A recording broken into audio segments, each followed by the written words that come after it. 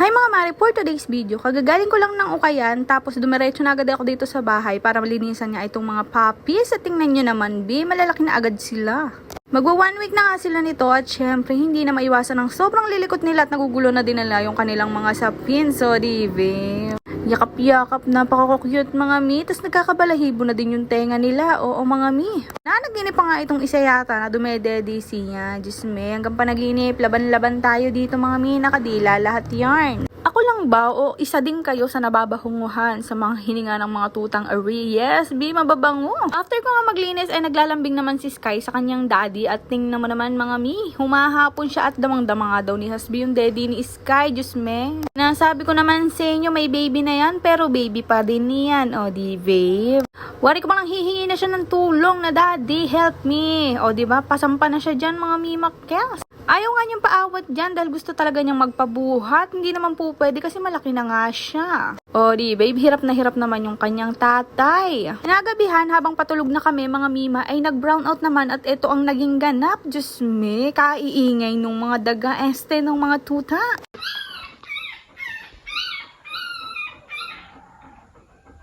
Iyak, siya binaiyak na yun. O diba sinasabi ko naman sa inyo, nung nag-brown out na mga 30 minutes or 1 hour yata, namatay kasi yung electric pa nila, kaya mga nagwala. Tapos mga minong nagkakuryente, balik tutulog na naman sila, parang walang nangyari. Siyempre tulog na din kami at kinabukasan, Diyos ko, ba't naman kalat-kalat na kayong ganyan at ang sarap ng tulog nitong isa. O di babe, kanya-kanyang galaan na ang mga tutakals na iyan. O taray. Siyempre gabi na naman at siyempre pauwi na din ako neto. Tapos bibisitahin ko lang sila Ram at siyempre sila Sky at yung mga babies. Dahil eto na ang sinasabi sa hula mi, nandito na si Baby Bailey. Oh my God. Gusto ko kasing makita kung ano ang kanyang ginawa sa buong magdamag. Ayan, tingnan nyo mga mi, nandyan na siya sa loob kasama siya ng daddy niya kanina. O taray. Sabi ko, kumusta naman si Bailey? Hindi ba kinagad yung mga tuta? Hindi naman daw dahil nga daw takot na takot daw si Bailey sa mga tuta. O di babe, pumasok na nga ako dito after kong mag-alcohol at maglinis at tingnan mo naman, napakasasarap ng tulog. Si Bailey naman hindi mapakali, para bang nag-aaya na siyang umuwi. O taray.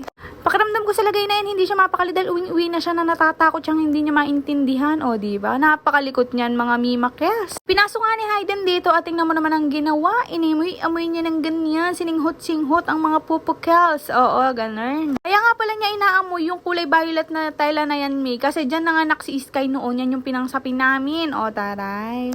At eto naman, o diba? Akala ko talaga kakagatin niya mga Mi at saka sasaktan niya, hindi naman. Inaamoy-amoy nga lang niya at super gentle talaga ni Baby Bailey. O taray, mabait talaga si Bailey in real life mga mimakels. Pwede niyong manakaw yarn. May pagkatantrum lang pag minsan, pag nagseselo siya, pag may kalong akong ibang bata or ibang puppies. Ganun lang talaga siya. O, nagtititig na nga siya dyan, parang wari ko pa'y ayaw niya nang pumasok din at binidyohan ko na nga muna. Nahuni-huni kasi yung mga ganyang puppies at syempre wala siyang ginawa kundi titigan.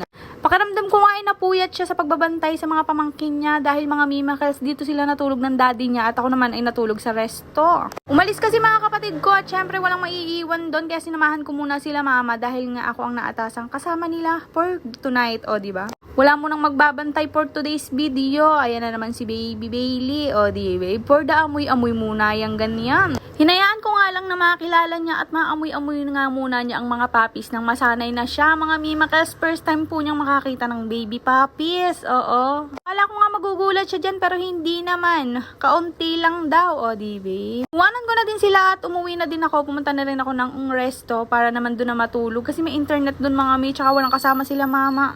For the plexi. Pa-like, share, and follow na nga lang pala ng ating mga video. Ayan. Just dumadami na din tayo sa YouTube. Thank you.